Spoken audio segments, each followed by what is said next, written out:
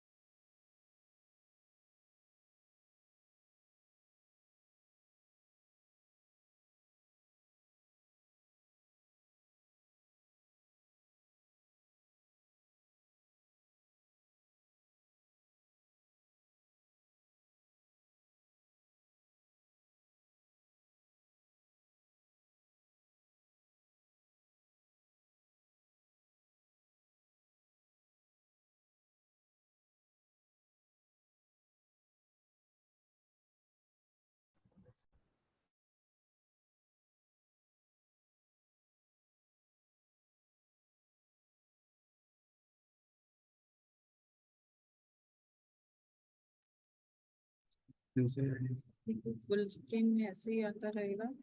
This is your this is your video. Because it is obstructing the way, that's why I'm asking. जो भी data इसके पीछे होगा तो it will come. Mic तो अभी भी off था उसमें. Like this. That is fine. That is fine. I think you can see like this. आपको जो भी होगा एक बार आप देख लो second PDF. I think it will come now. Good now. हाँ. बाकी तो ज़्यादा नीचे. नहीं इतना है नहीं बाकी. Okay. So you can. Now mic is on. Yes, mic is on. You can ask them. Mic is on. Okay. Should I start? I hope we are audible. Yes, yes. Yes, ma'am. We have our first presenter here offline with us. Please. Okay. Thank you. Good afternoon, everyone. I'm starting with urban storytelling through public art, the role of wall murals and street art graffitis in shaping city narratives in India.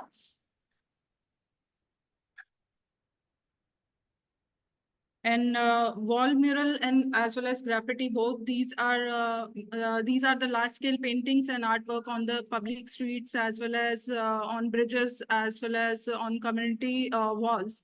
And this is basic purpose is to beautify urban environment, promote civic engagement, highlight social and political issues in our country.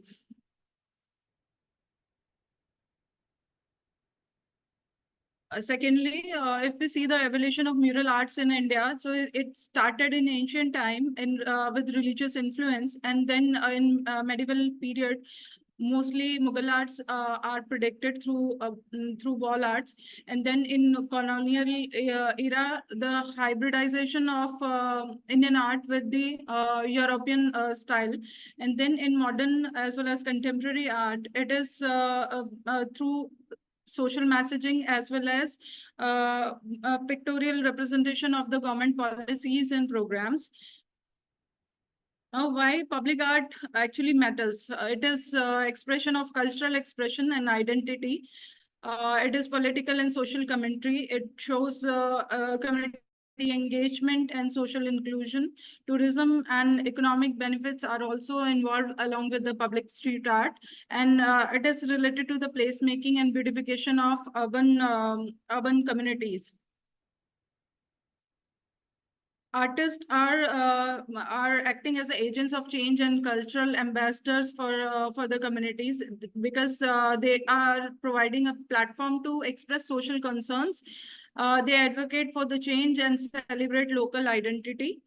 Now moving to the case studies, different case studies we have studied in India. So, this is Lodi district in Delhi, which is showing approximately 45 public arts painted on different walls in Lodi district in New Delhi, and that is curated by the Start India Foundation, and different murals related to social issues like poverty, inequality, environmental concerns, climate change, etc. All are depicted here.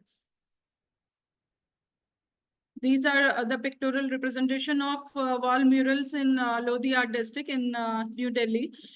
And moving next, that is the example of Gurugram, in which city we are. And that is also showing the history of Haryana as well as representation of related to Lord Krishna and Mahabharata times as well as related to environment. Share the screen with them. Share in the video. I'm not aware sharing is there or Screen sharing. it is shared, I think. Yeah. So I can see your screen, ma'am. Okay, now another case study is Mumbai, from Mumbai, where Bandra, Dharavi, and Kolaba, three different case studies are there from Mumbai, which is showing the voices of resilience and identity of the community. In Bandra, it is mostly related with the Bollywood stories. Dharavi, it connects with the social issues and poverty, inequality, gender inequality, etc. And in Kolaba, it is more related with the creativity, with the history of the city, as well as related to other pictorial representation of Maharashtra god and goddesses. So here I included only few examples because of the time constraint. This is another case study related to Bangalore, which is also related with different sort of wall art murals. Another case study of Shanti Niketan, West Bengal, which we can say a kind of a origination of modern contemporary art in India, wall art in India. And then another case study is from Baroda, Gujarat, which is also showing social messaging. Okay, fine. Okay, so in findings, I would like to say that if I see the dynamics of street art perception in India, basically socio-political concerns are highlighted through this, and public perception is another dynamic, which is in next slide, I'll show that also. Community engagement is one of the another dynamic, and cultural context is different dynamic related to street art, local governance and regulations related to street art is another dynamic. In at the left side, it is showing the major themes covered in Indian cities through public street art. Another slide related to the findings in which I have we have been analyzed public perception of on the street art of the 4 metropolitan cities in India. Delhi, which is showing a mixed perception. Mumbai, which is showing a positive perception.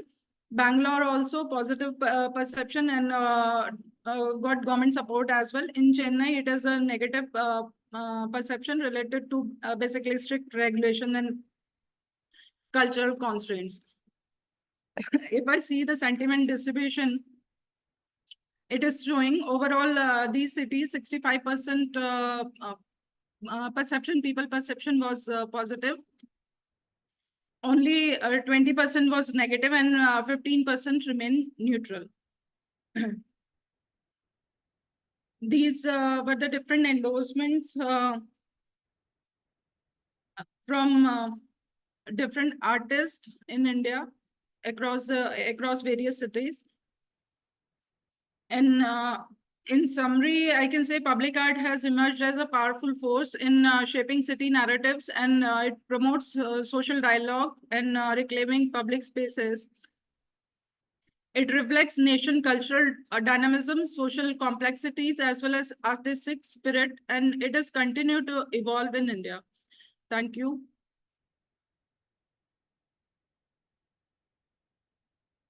Any questions or observations? Thank you. But I think as this was not in full screen mode, so there was some slight issues in the presentation. This was not full screen. That's why some text was going here and there. I observed that.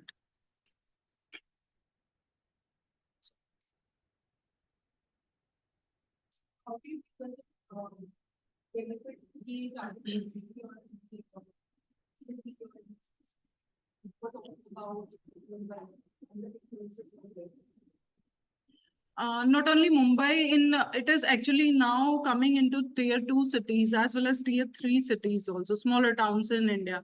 It is basically for government, that is one of the thing is beautifying the spaces, which were earlier considered as a dead, or like in Mumbai, it is on the slums. Specifically, if we talk about Dharavi, that is completely a slum beautification. So that is appreciated world over. And moreover, government, they are doing this through CSR activities. So both way they are getting benefit through as social benefits are also related with that, as well as aesthetic, urban aesthetic. Moreover, a message which is gone through these sort of wall arts to the community, that is important.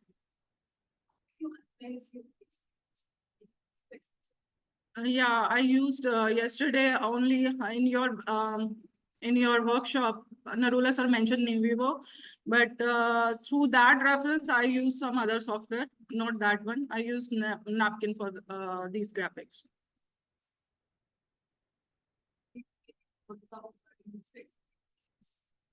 Yeah, for specific themes, I mention in a different way because of the slide limitation. Haven't used word cloud. Otherwise, I need to contribute another one slide more on that.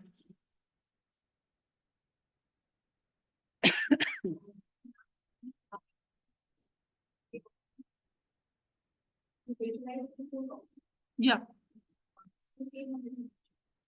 yeah.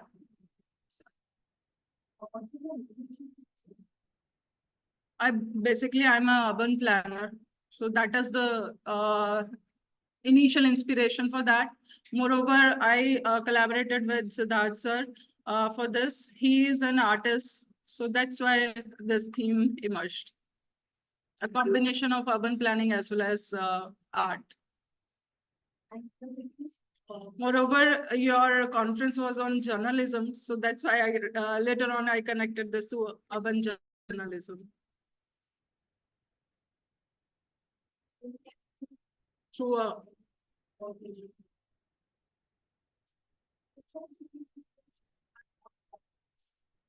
I don't think so because now it is penetrating up to very small towns as well. When we travel, Like, what are the factors that really make it successful in this?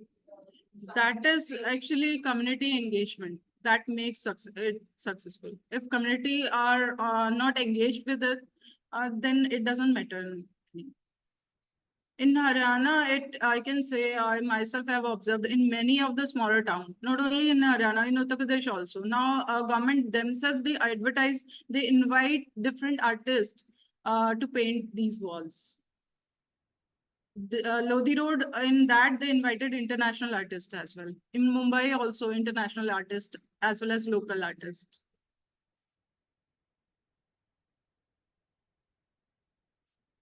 In Delhi, it was done specifically during G20. They invested specific amount to beautify this city. So that also lately was done around, it has been traditional to work around women's day, in specific areas of Delhi,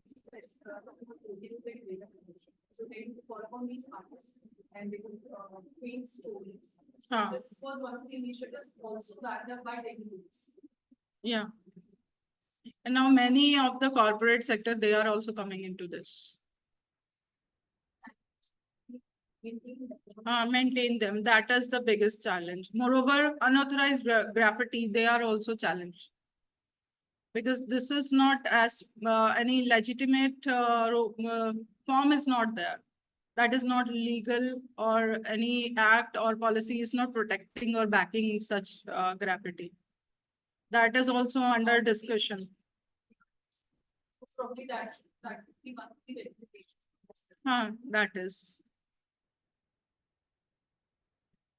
Okay. Thank you, everyone.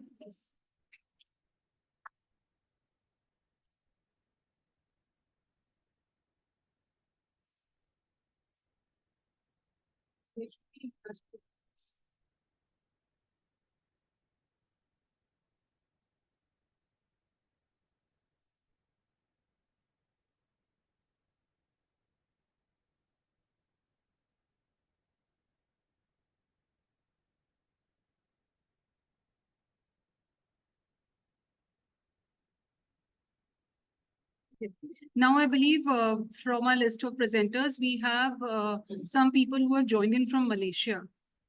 I see the name Veera Veera. Can you hear me?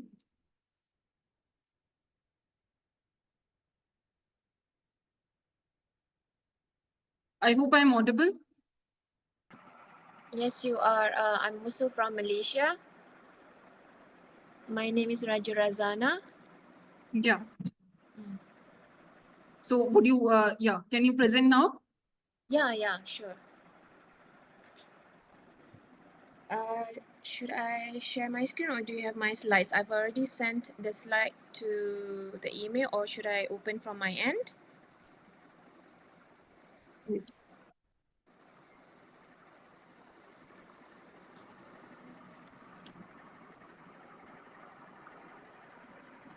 Are you able to share your screen?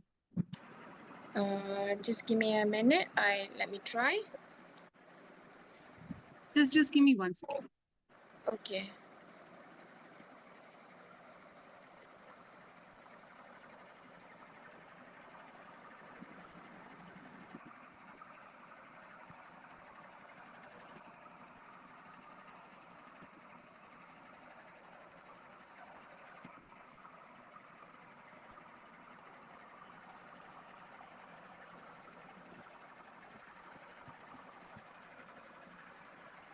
Can you see my screen?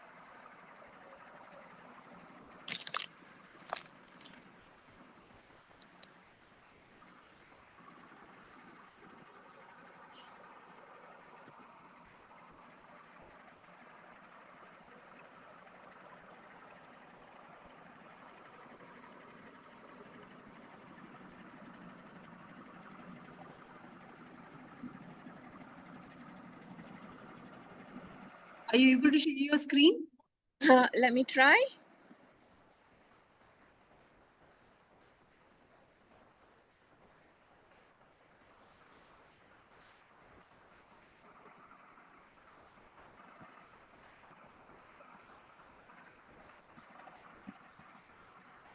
What about now? Can you see my slide?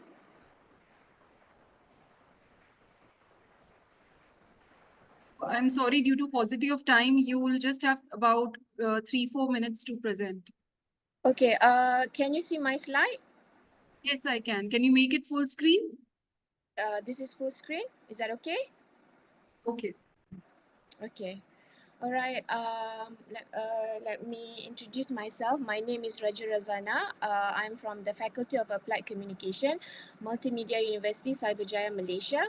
And I'm here today to present my paper entitled The Impact of Perceived Quality Health Messages, Source and Source Credibility on Trust in Government During Health Crisis.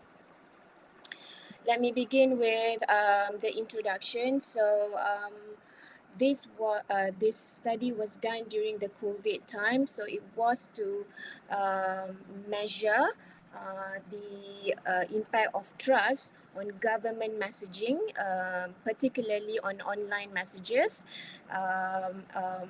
either via the government social media accounts, on the direct measures to employ to the public regarding the health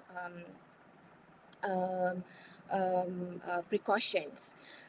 So one of the important parts of communication strategy is to motivate people and also to react appropriately, especially when during the crisis. So the as you can see, Seeger, Muhammad Azlan, and Garau all mentioned that public health messages can either result either life and death. Inconsistency and unclear information can result into negative perception, and source credibility is always associated with the information provider. Okay, moving on. Now, looking at the problem, why the studies was conducted was the communication from the government, especially from the public health officials, is essential to ensure public government recommendations. So in order for the public to adopt the right behavior and necessary measurements to reduce the risk, it is important that the government employ the right communication strategies. However, because of the reliance on social media as the primary info, and public sees the social media as a quick means to acquire and generate and share messages, and therefore a lot of misinformation was spread during the pandemic. So for this study, the use of elaboration likelihood model (ELM) is a key factor in order for me to study on the effectiveness of COVID-19 crisis, especially in Malaysia. Okay, so these are my research objectives. These are the contribution. Basically, it is used for the Malaysian government to gain an overview so that it can tailor better messaging in future, especially when it comes to health crisis and also during pandemic. Okay, and theoretical part, it can comprehend, it can help to investigate whether individuals engage because ELM basically has two routes when people process, individual process information, either they go peripheral or connective route, and that's where you can actually see whether they use peripheral cues or not. Okay. So like I mentioned, this is the underpinning model that I use, elaboration likelihood model. Okay. In order to combat the pandemic,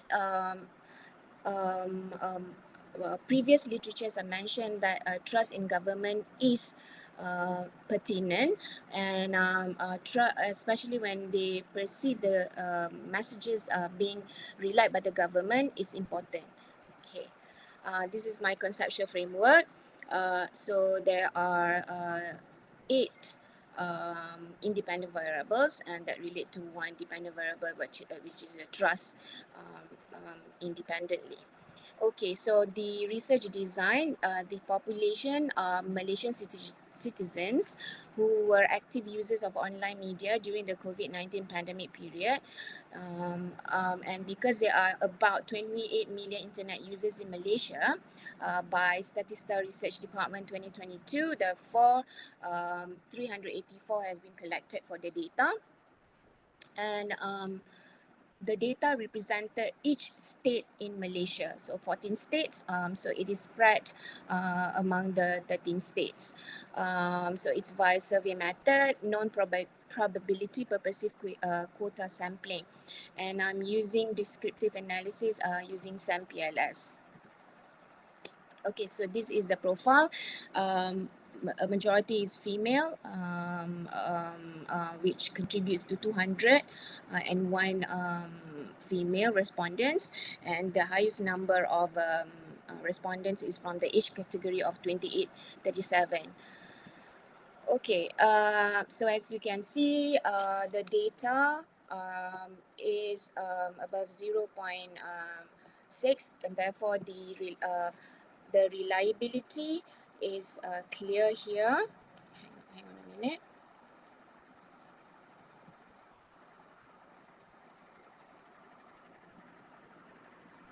Okay, all right. So so the Chromba alpha is exceeded 0.7 from here 2017, confirming that is the reliability of the model. Okay, so this is HTMT ratio. Okay, so the assessment on the HTMT ratio as to evaluate the discriminant validity. So you can see that it's confirmed that all HTMT values collected are below the specified threshold of 0.85, and therefore all HTMT values were confirming the presence of discriminant validity. Okay, table 3 showed after the verification and the confirmation of the validity and reliability. So for table 3 shows the results. The results, hypothesis 1, the results show that clarity. Rana, I have to interrupt you between. We have very less time left. Please wind up. Okay, Please all right. So okay. I proceed with the hypothesis testing. So hypothesis all are supported except for H2, consistency and trustworthiness are not supported. Okay, so let me just wrap up my presentation. So the so the finding is proven that having clear, consistent, and transparent as well as credible source can lead to an increased trust in the government's ability to manage the pandemic and consequently influence the public to accept the recommended health measures. Thank you everyone for your time, and that will be all from me. One quick question. Based on your study, what do you think is the most reliable source or the best source to reach out to the people from the government side? Okay, based from my study, it is proven that social media, because the number of users and the reliance of the quick and the fast delivery of the messages, social media is the number one source of information that the public would refer and resort to. And our government has got the Ministry of Health has got its own social media account, which people are actually rely on the information.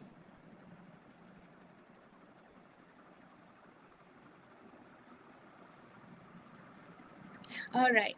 Thank you so much. Thank you, everyone.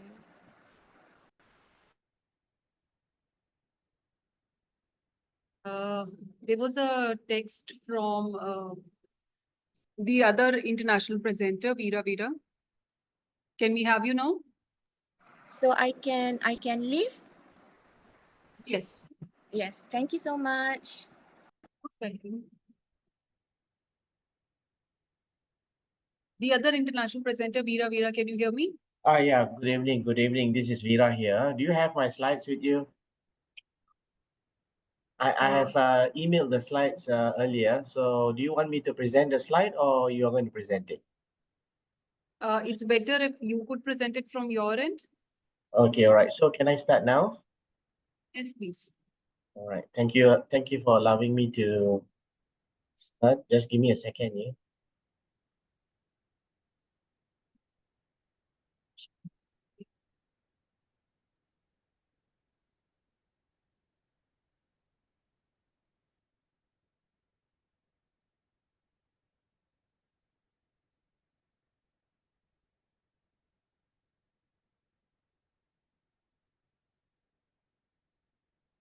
So I'm going to share it.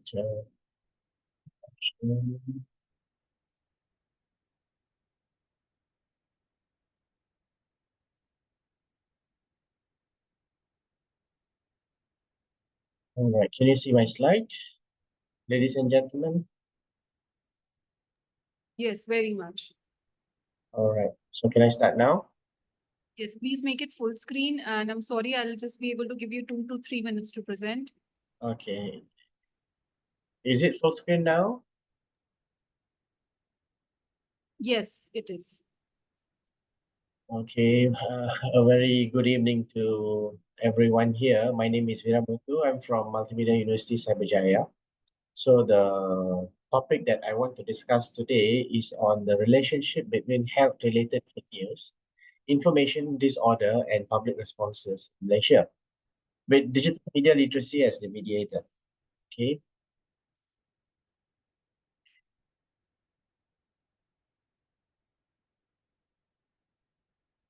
These are my research questions. This is actually a concept paper that I wanted to share with all of you. So these are the research questions that I intend to investigate, to investigate the relationship between fake news, information disorder, media literacy, and public responses, and also the mediating role of media literacy to the relationship between fake news and public responses, information disorder, so on, right? So these are the objectives: to examine the relationship of fake news, information disorder, media literacy, and also the mediating role of media literacy to investigate the relationship between fake news, public responses, as well as information disorders. So there are some, these are the statement of problem that we see. So literature revealed that opinions on fake news and its potential effects and the regulations have been published However, news media reports statistics suggest that fake news is prevalent in the country. For example, like the Malaysian Communications and Multimedia Commission, MCMC, survey reported 83% of Malaysians are exposed to online health-related information, regardless of its sources. And moreover, Malaysians are reported to be confused and unable to discern real news from fake news. And local media reports also indicated escalated spread of fake news during the pandemic. Okay. So this is the conceptual framework whereby the health fake news is the independent variable 1, information disorder independent variable 2, digital media literacy is the mediating variable, and public responses is the dependent variable. So I'm going to use this theory of third person effect hypothesis, which was first proposed by Davidson in 1983 in his article, The Third Person Effect in Communication. So what is this all about? According to him, this hypothesis suggests that individuals tend to perceive the influence of media messages as having a greater impact on others than on themselves. So this So, theory could be applied. could you please come to your findings? Okay, can I move? No, there is no finding here. Okay, let me move. This is the theoretical framework of Perloff and Shen, third person effect framework. Perceive on self, perceive effect on self, perceive effect on others, and the perceptual gap, which is leading to behavioral outcome. And the method is a quantitative method, positivist research paradigm. Design is a survey design, descriptive rating, Likert scale for all the Malaysian states, all the 14 Malaysian states. And this is the distribution of Malaysian population in 2024 in the age of 13 to 65. And the sampling procedure is non-probability convenience sampling. We have quota sampling, 40 respondents from each states, 12 states in Peninsular Malaysia and Sabah and Sarawak, urban, suburban, rural areas. Quota sampling will be used to select respondents by age group. 13 and below will be excluded as they are not permitted by social media providers to register as users.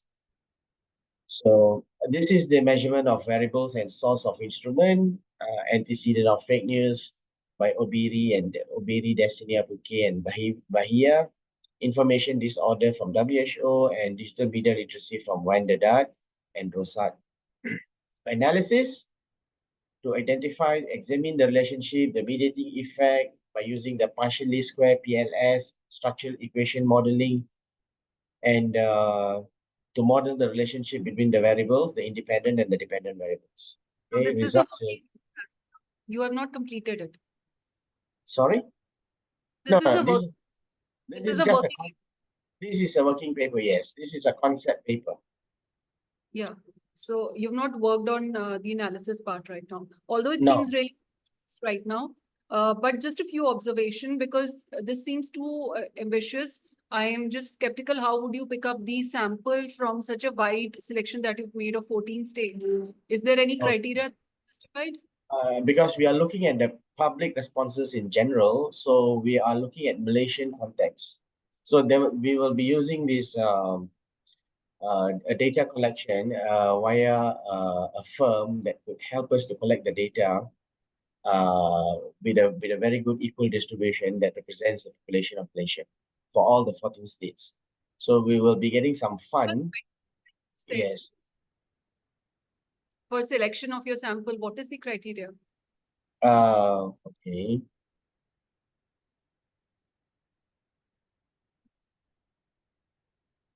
So I think I removed that already. So those within the age of 13 to 65 years old, and they must be a registered social media user. Yes, those are the things. And because I'm also looking at urban, suburban, and also rural areas to reflect the differences in the digital media usage trend and patterns.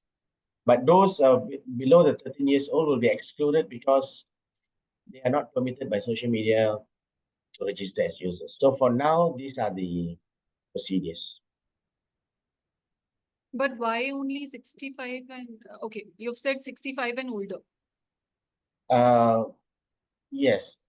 Yes, 13 to 65 and older, yes. Because elderly, nowadays elderlies are also using social media. My grandmother has an account and she also used to browse through the social media. So that is the reason, and they are actually more vulnerable to One these second. social media health I related see news. one small problem with the age brackets that you've mentioned. Okay, sorry. I need to reconsider this, 13 to 17 and then 18. Probably this is 18 I'm suggesting. I'm supposing. Oh, It must. okay, If okay. somebody is between 17 to 18, and I mean, how do you justify that? Because this 13 to 17, they are teenagers, and then this 18 to 24, usually they are, undergraduates, and we're talking about 25 to 34, these are the groups who are beginning their career, started working, and those 35 to 44 are all people with family, and 45 and 54. And after the age of 60, these are the retirees, and 65 and above. These people, in Malaysia, those in the age of 65 and above are the most vulnerable one, because they don't socialize much except for these social media. So Fine. they tend One to, small suggestion here, one small suggestion that you first conduct a pilot study and All probably right. you have to change the sampling procedure after the outcomes. Okay, all right. That's all from my side. Anything from Dr. I just want to ask that your age brackets are inspired by some consumer insight data reports which tell that okay, these age groups behave in this manner or that manner, or are these completely from your side? The age groups that you've set, they are they don't have a data backing from behind these age brackets. Okay, because I have some literature which I may not have the time to share with you, but then I will take into consideration all your suggestions. Yes, the pilot Okay. studies and also the age brackets. Because whatever you said, you'll have to justify why and how have you gotten inspired to take those age brackets. Okay. And Okay. Like this one, yeah. This is the percentage of age distribution of Malaysia's population from 13 to 65. This is from the Department of Statistics, and this is how they break down the age in whenever they report this on yearly basis. This is how the Department of Statistics in Malaysia reports the distribution, the age distribution. But I'm yet to see how you pick up respondents from each of these age groups, like in what percentage, in what numbers, and how. Okay. I mean, what specific method are you going to do? Some multi-state sampling, or what are you going to use? Just consider Okay, that, this and we Yes. see a good research coming out from this. Thank you so much. All right, all right. Okay, okay. And can you give me some input on the probability sampling and quota sampling? Is it all right to use this? What do you think? It seems fine, but just try it for a sample study once, a pilot study once. All right, Probably you will Oh. get some. all right. All right. Thank Thank you you so so much. much. Yeah, thank you.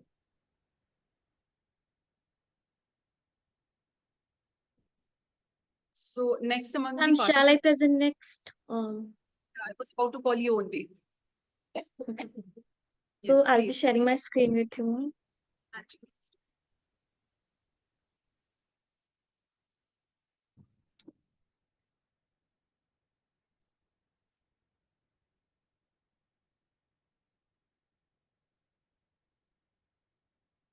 So a very good afternoon, everyone. This is Smriti, research scholar from Amity School of Communication, Amity University, Haryana. Today, I'm going to present my research paper on misinformation in political communication, a systematic review of its effect on voters' perception and democratic processes. And I'm presenting this paper under the guidance of my supervisor, Professor Dr. Sumit Narula sir, and my co-supervisors are Professor Dr. Amit Chavla sir and Dr. Shivendu Kumar Rai.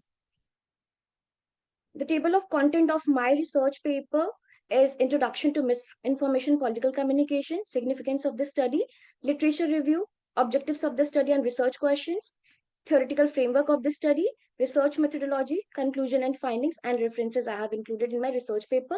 But due to boundation of time and in the presentation, I'll keeping it short. So misinformation in political communication, Basically, this is a systematic review that explores existing research on how false or misleading information spreads through various media channels and impacts the electoral behavior, political trust, and democratic stability. The study also examines key theoretical frameworks, including the agenda setting theory, framing theory, to understand how the misinformation shapes public opinions. As we all know that political parties often use fake news to mislead voters, fabricated images, video, and articles are circulated all widely on social media platforms like WhatsApp, Facebook, and Twitter being most common.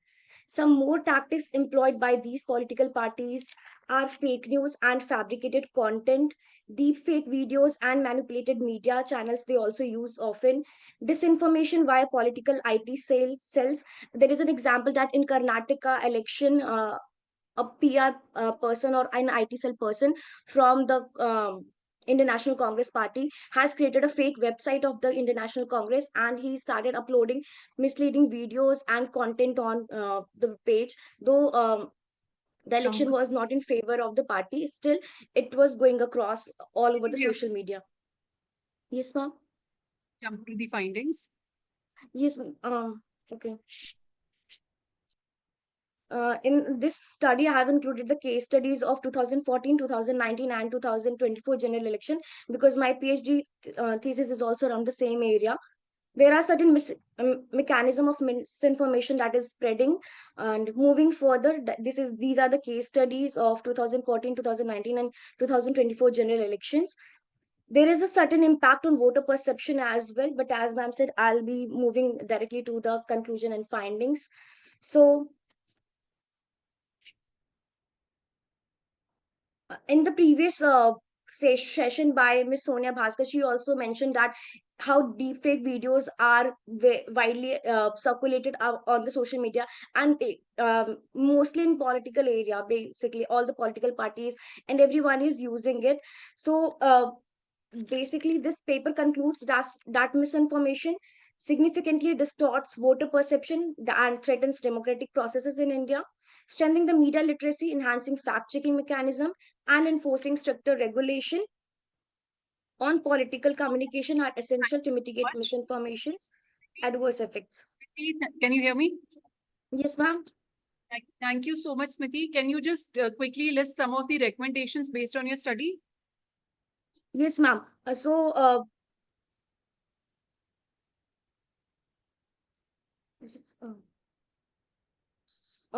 So this study have shown that misinformation can deepen political polarization, and based on that, there is a decline in trust in democratic institutions due to misinformation. And as a study by the Hindu newspaper in 2024, it traced the evolution of misinformation. That notes that deepfakes in 2024 election was very common, and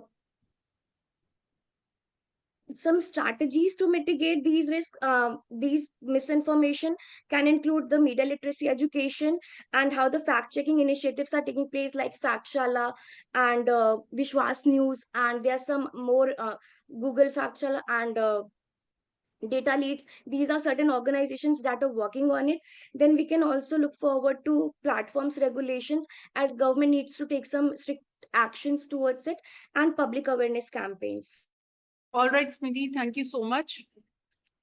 I guess And we the had limit, the future. Sorry. Yes, ma'am. I just wanted to include one statement that the future research should focus on AI-driven misinformation detection and public awareness campaign to sustain the electoral integrity. Thank you. We're very short on time. Sorry. Yes, it's okay, ma'am. These the are the next references. presenter, That's all from my end. Thank you so much, ma'am. Geeta Vashisht. Hello, am I Geeta audible? Vashisht. Hanji, please. Okay.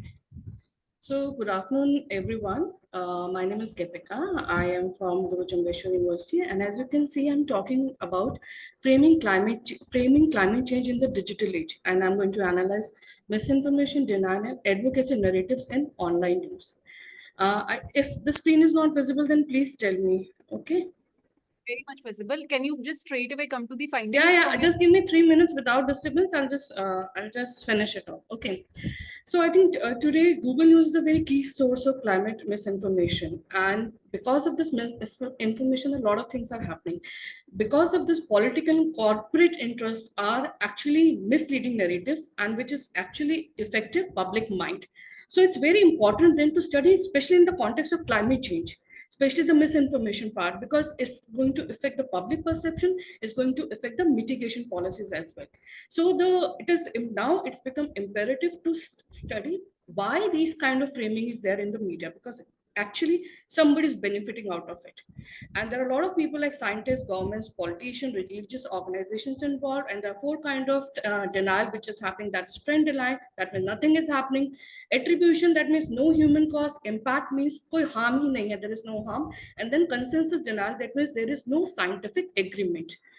But all this is misinformation, which actually can erode trust and lead to a lot of deficit and impact mitigation policies by the government, which is going to affect our planet eventually.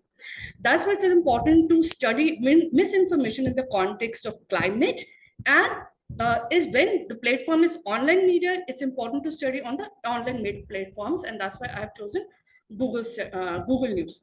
There are 3 frameworks: framing theory, agenda setting, and role of ideology and political influence, by which this has been studied. You all know this. Now, the basic research question first I talk about. First, how is climate change is presented across digital news platforms? What are the most prominent climate frames? And in the frames, is audience is engaging with the most, which is the frame by which audience is engaged the most?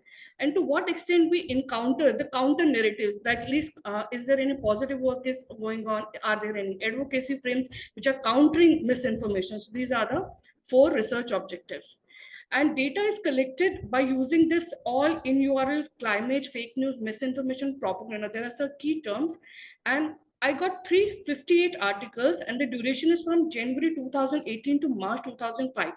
These articles were filtered and it came down to 178 articles.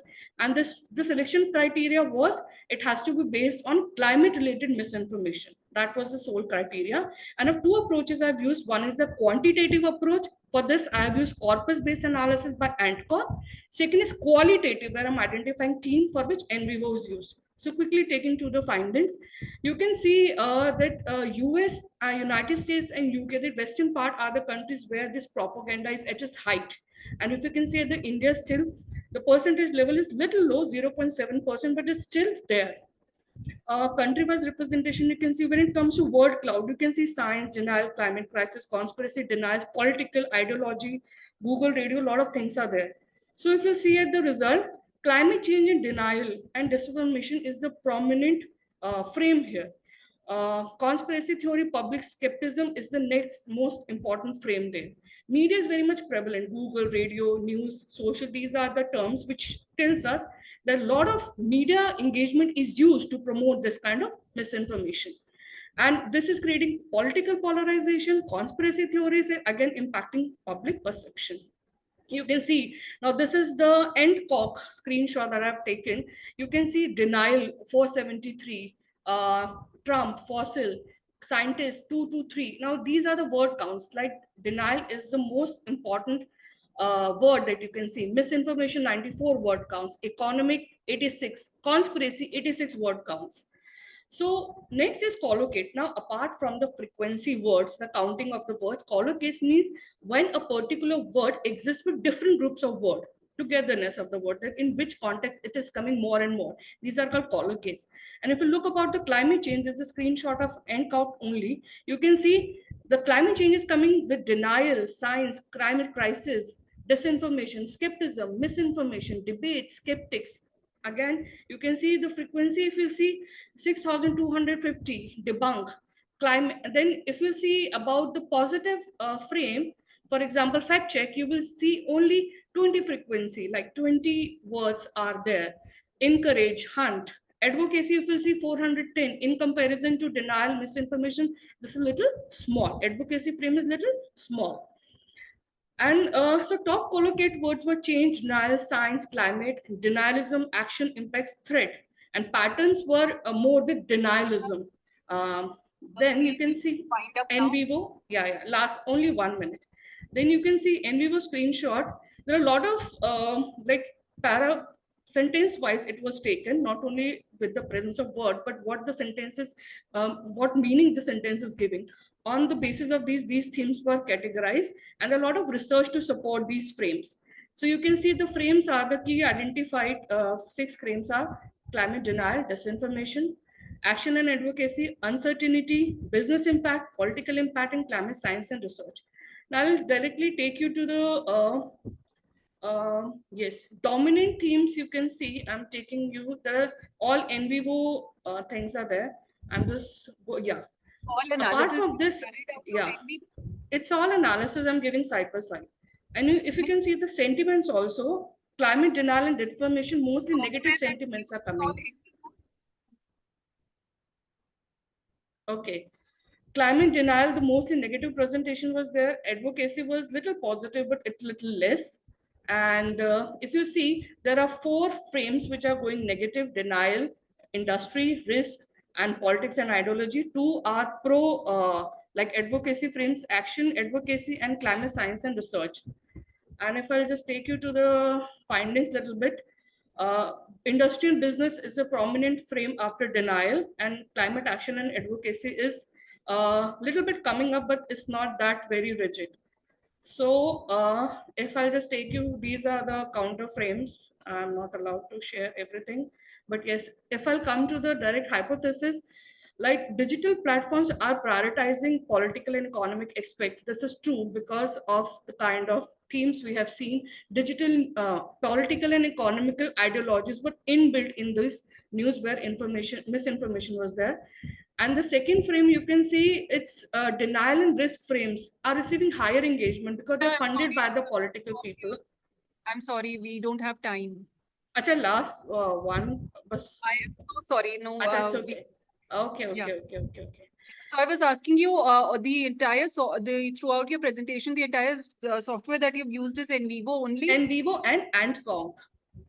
Antconc for quantitative assessment, and NVivo is for qualitative assessment. Okay.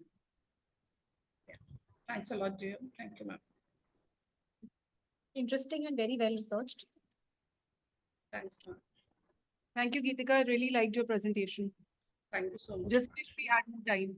Can we have the next presenter, please, Yeah, thank quickly? you, ma'am. Okay, ma'am. Dr. Naveen Kumar Ma'am, from can I- Murshid University, ma'am. Dr. I was Naveen Kumar. first, yes, we were first in the list, ma'am, please, if you can. Yes, please. Siddeshwar, you can go next. Okay, ma'am. And after thank you. that, we can Alright. have Apu. I request my co-presenter, Mr. Kuldeep, to share the screen, please. Who is your co-presenter? Mr. Kuldeep.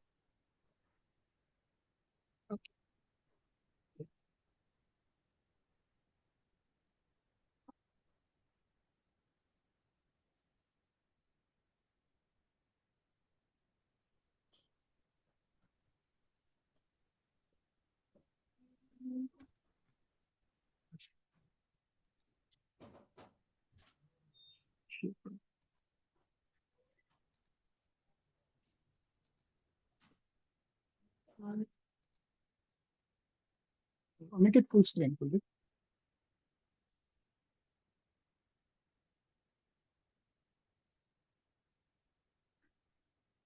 It will work. Leave it. Good afternoon, respected chair and other participants. The topic of our presentation is changing trends of television news research and analysis of Scopus database from 1964 to 2024. This study explores the trends of television news research through bibliometric analysis from 1964 to 2024 to study the most influential publications, authors, institutions, emerging trends, themes, most cited documents and countries, and future directions in television news research. The Scopus database was searched for the articles.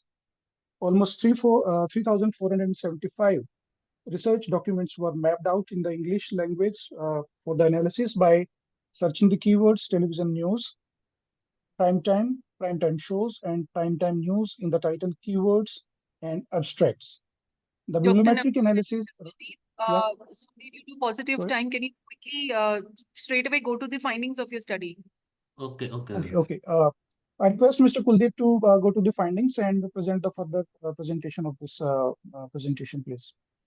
Thank you, Naveen sir. Kuldeep. Now I would like to share the findings and what we have done in this research paper. Firstly, I want to tell you these are the 4 research questions for which we want the answer: annual scientific productions, author's name, and the country-wise production.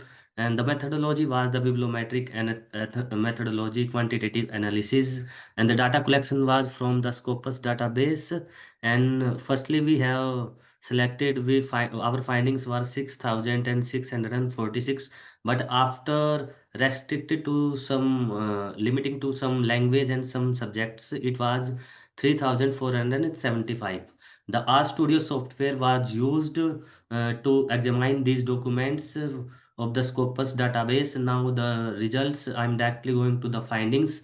These are the main informations which we are find from the RStudio software. Total 1,440 sources, and the authors 4,768 authors. Now the first research question, the answer is here. Annual scientific production of article. As we can see clearly from this graph, 172 article, maximum article were produced in 2013 year. After 2013 to 2024, there is a sudden decline in the television news research. The main reason was that there is a significant rise of the social media platforms like Facebook, Twitter, Instagram, and other research area websites. So communication researcher, and we can say that the researchers which are from media backgrounds, they have transferred their research domain from mainstream television news to the social media websites. The next is the most relevant sources. As we can see that the main journal which have published maximum article is the Journal of Broadcasting and Electronic Media, 153 article. We are getting the flow. Just come to the findings of your PPT. Okay, The okay. last, very last bit. Actually, ma'am, these are the findings. I am within 30 seconds, I will complete my presentation. So these are the most relevant authors or most relevant affiliation, means educational institute who have published the maximum articles: the University of Amsterdam, University of Delaware, University of South Carolina. These are the top 10 university who have produced maximum articles. These are the most cited countries. We can see that from the USA is the maximum most cited country, 20,458 citations were came here. And we can see the most global cited document we can see from here. These are the top 10. And the next here we can country wise production. The USA is the main and the most highly produced article country. Then India, we can see that the 70 article were published from the Indian authors. Now we can see a clear difference between from the here USA and the United Kingdom. There is a huge gap between, we can see from this graph. Then Spain, then Netherlands, then Australia. This is a word cloud graph. Television news is the most prominent search keyword when I search on the Scopus database. Television news, then television content analysis, and so on. This is my tree map. Here we can also see that the television news is the main keyword which we have find from the Scopus database. This is the thematic map. Here we can see that the major 4 quadrants, niche themes. Kuldeep, very interesting research. Just give us the final conclusion here. Ma'am, this is the Just the last slide.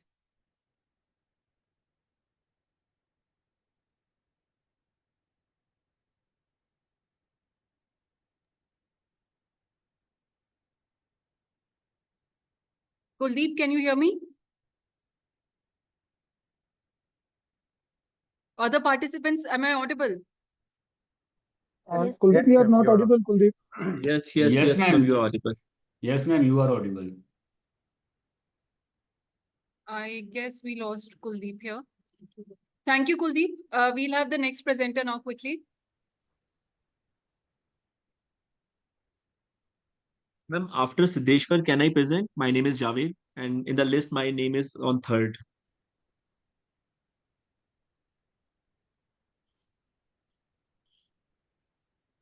Sorry, we'll go according to the decided flow. We'll just quickly give 2 minutes to each of the presenters. And can I start, ma'am? Ma'am, am I audible? Yes, sir, you are audible. Rusha, ma'am, can I start? Yes, please, Siddheshwar, quickly in 2 minutes. Okay, ma'am.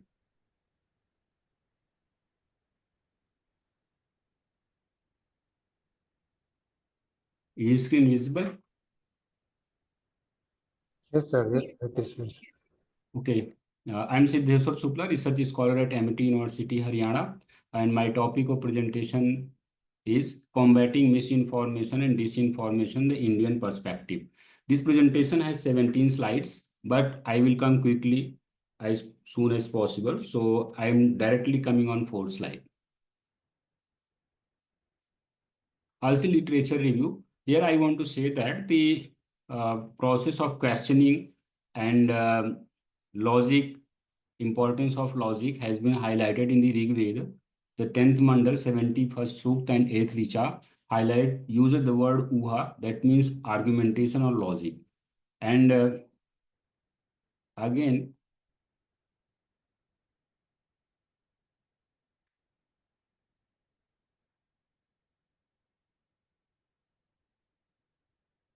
yeah, and again, the importance of questioning is also highlighted in the Rig Veda. There is one verse, na yah samprikshe na punar havitave na samvadaye ramte tasmanno adya samrte re rushitam bahubhyam na urishyatam.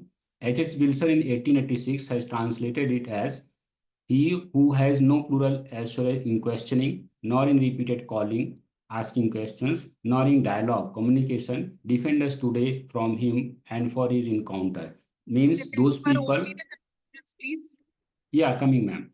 So this from here, the Nyaya philosophy was developed. The first scholar is Meghathiti Gautam, who composed Nyaya Sutra in about 500 BC. And thereafter, different scholars developed, such as like Chanakya developed in Arthashastra, and then Ayurveda also. In different disciplines, the system method of logic was developed. And now research objectives: to critically analyze the applicability of the methodology of Shastrarth in combating misinformation and disinformation. And second, to critically analyze various components of methodology of Shastrarth from the perspective of media literacy and critical media literacy. Methodology, I have used two methodology, content analysis, two methods, content analysis and in-depth interview. In content analysis, various related books and research papers were reviewed. And in-depth interview, I contacted 6 scholars, 3 from media and communication and 3 from Nyaya philosophy, who includes BHU, JNU, Central University of Jharkhand, Kurukshetra University and University of Kolkata. This was the questionnaire. And this is the question number 5. The question number 6 is more related, in which I have asked, based on your expertise, could you please suggest a strategy? Your main finding, one main finding from your study. Yeah, coming to that, ma'am. So 28 conference hall. So from the in-depth interview, the data analysis of in-depth interview suggests that the method of Shastrarth is very much applicable in identifying misinformation and disinformation. And this indicates a possibility of developing a method of Shastrarth into robust framework to identify red flag misinformation, disinformation in objective and transparent manners. Now coming to content analysis, there are 16 categories. I have divided into 4: identifying fallacies, composing infallible arguments, approaches, and ascertainment. Now, under identifying fallacies, there are Hetwabha, that is fallacies of reason, fable, Jati, wrong analogy of 24 kinds, and Nigrasthan of 22 kinds. One last minute, ma'am. Sorry, I'll have to stop you here. Just Okay. give me one final conclusion here. Just final one finding. Okay, ma'am. The two findings are the methodology of Shastrarth includes every components of media literacy and critical media literacy. And secondly, if tailor-made as per the contemporary, Shastrarth may significantly enhance the intellectual self-defense of learners, thereby helping in combating misinformation and disinformation at grassroots level. There is need for experimental research. In future, I have recommended. There is need for experimental research of longitudinal approach to ascertain the impact of Shastrarth on media literacy and critical media literacy skills of learners. Besides, comparative study may also be conducted with existing ML-CML modules, which may give insights into developing a holistic ML-CML approach. Thank you. Thank you, Siddeshwar. Ambusat, are you ready now? Yes, ma'am.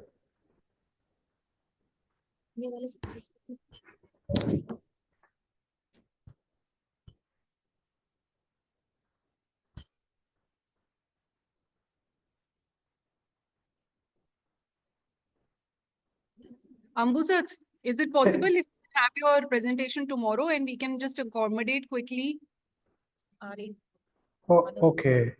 other presenters outside Amity? Ravia, Is Ravia here? is Ravia Gupta? Dr. Ravia Gupta, are you here? Yes, ma'am. Yes, ma'am. I'll share my screen. Thank you so much, Ambusat. Okay, ma'am.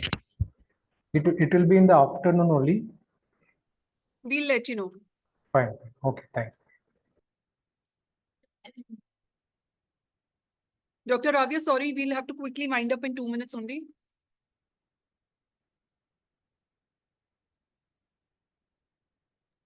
So, is my screen visible? Yes. Yes, you are visible. Okay. So, good afternoon, everyone, the chair and everybody.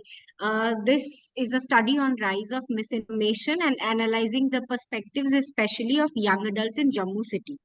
So, due to paucity of time, I will also run through my slides because we know why is it important. It is because information is a new fuel, Dr. and Ravia, in that we need to separate the wheat from the chaff, and that is why it is important. Yes. Dr. Ravia, please come to the main conclusion. I mean, the main findings and the conclusion. Okay.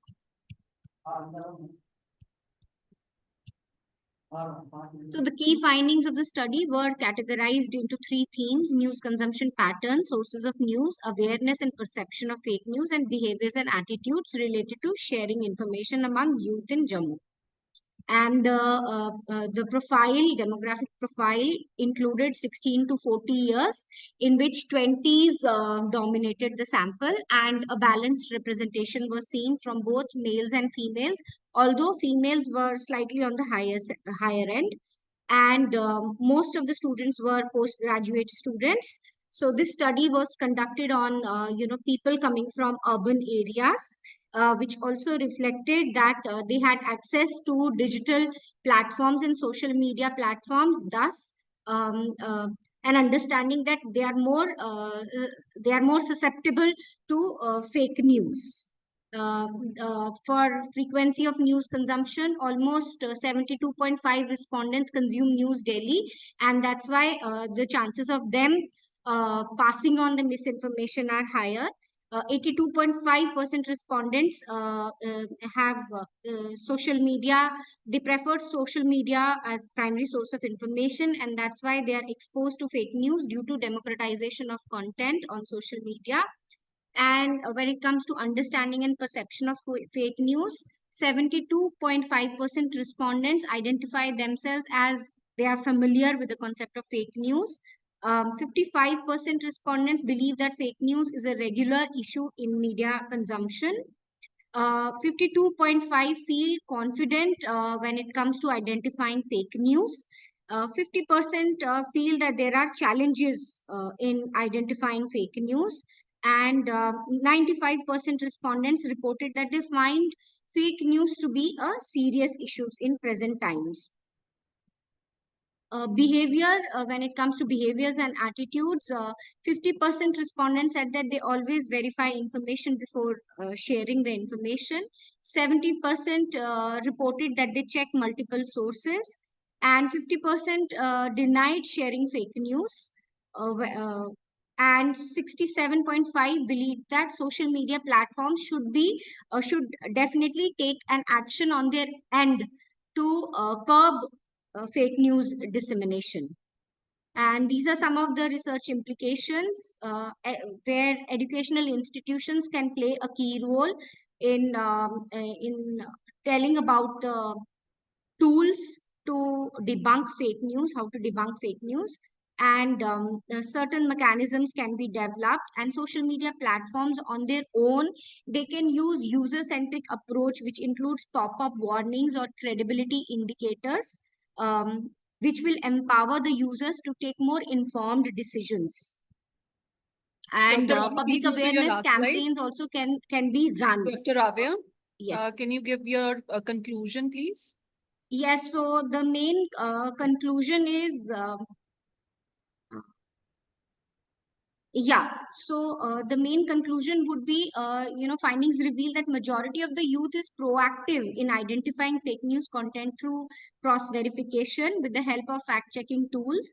But there is a significant population which is still hesitant to use such strategies, which indicates a gap in digital literacy. So this can be the future research area wherein media literacy can pan through especially tier 2 and tier 3 cities and spread awareness by using traditional or any other means Thank you. Thank you so much, Dr. Avia.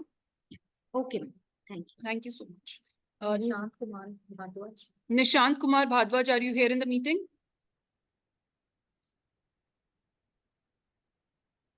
Tulika, are you here in the meeting? Yes, ma'am, I'm here. I'm audible. Yes. Okay. I'm sharing my screen.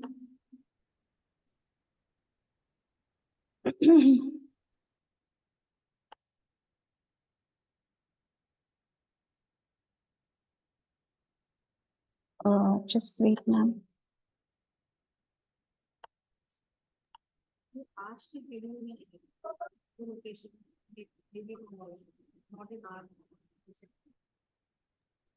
Tulika will again have only 2 minutes for you. Just ma'am, I'm sharing. Is it visible? Yes, it is. You can start Okay. from the findings only. Oh, okay. Actually, my paper is on storytelling, persuasion, and social change, a contemporary study on Bhojpuri folk songs of India. And the paper is still an initial stage of research. And as per finding, I have found that I just want to share the objectives. To explore the perspective of persuasion in Bhojpuri folk songs in India Tulika, and just analyze. quickly, you've told us what your study is Okay, about. fine. Just Okay. tell us what did you find? One main finding from your study. Okay, ma'am. So in my finding, as slide is Just one showing, main finding. ma'am, Bhojpuri folk songs play a significant role through storytelling and persuasion, and these songs are like passed down from generation to generation, and nowadays it's quite contemporary as well. I just want to share the second and how is it slide is changing, ma'am. And as per my study, I found that how the storytelling and folk songs are shaping the change as they are raising awareness, mobilizing communities, preserving cultural heritage, advocacy and protest, inspiring action and changing attitudes and beliefs, creating a sense of community, preserving cultural traditions. For an example, I just want to share this is a song recently written by Padma Shri Malini Awasthi, and in this song she is telling how they are tracing a birth of daughter in present time through this song, and how they are being a parent, how the people are feeling so pride as a parent of a daughter. Second, there is a small song. If you allow me, just a video. Can I play here, ma'am? Thank you, Tulika. We'll have to Okay, wind ma'am. it up here. Okay, ma'am. Thank you. Bye. Sharvari is here in the meeting.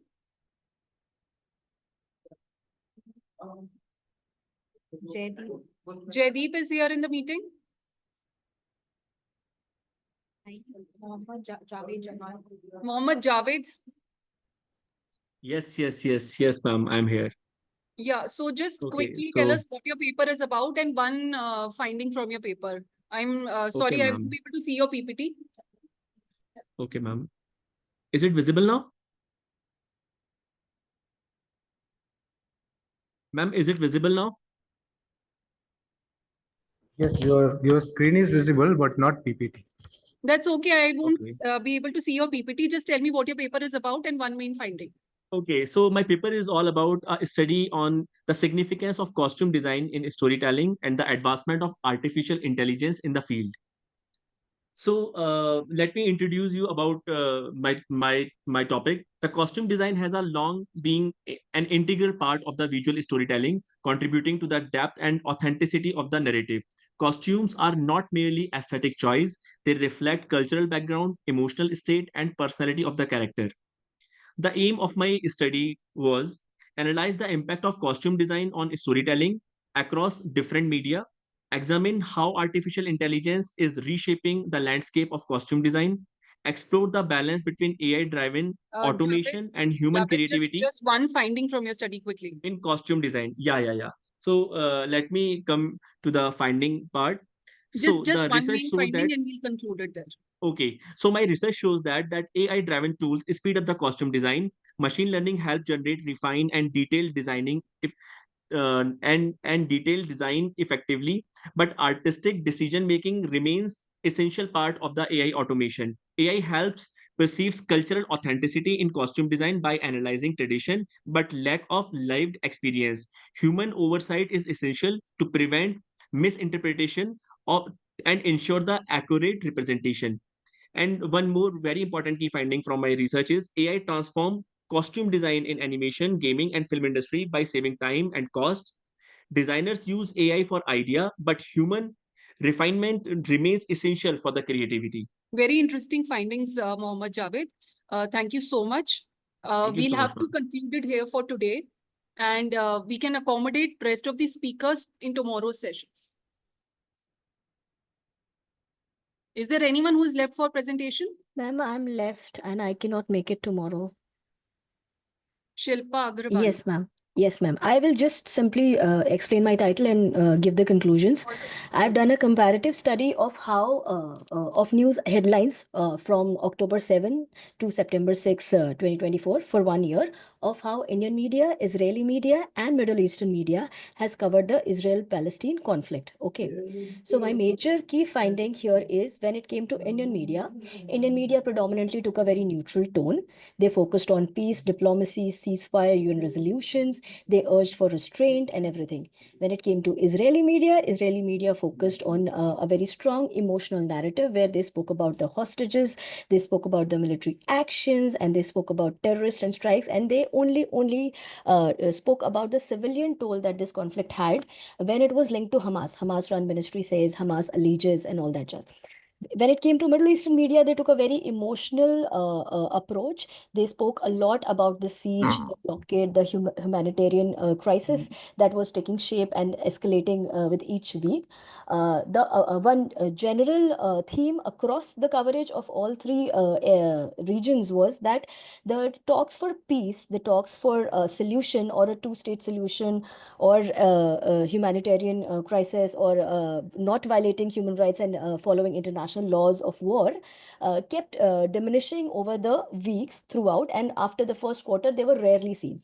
Also, while Indian media does both sides narrative, Israeli media only focuses on Hamas and does not believe in humanizing the Palestinian voices and stories and doesn't give space to them in their media coverage. And Middle Eastern media, of course, does the same. It does not give space to Israeli voices and Israeli framing and Israeli viewpoints, and is biased towards the Palestinian side of the story and approaches it as a humanitarian crisis. That's what it is in a nutshell, ma'am.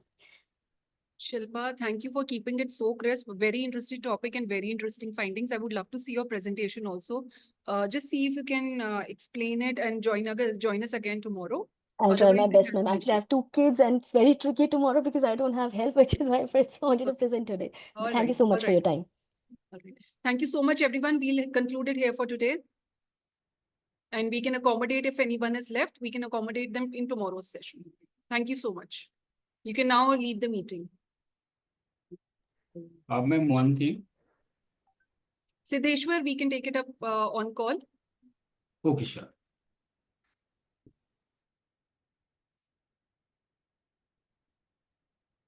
Thank you so much. Please leave the meeting now.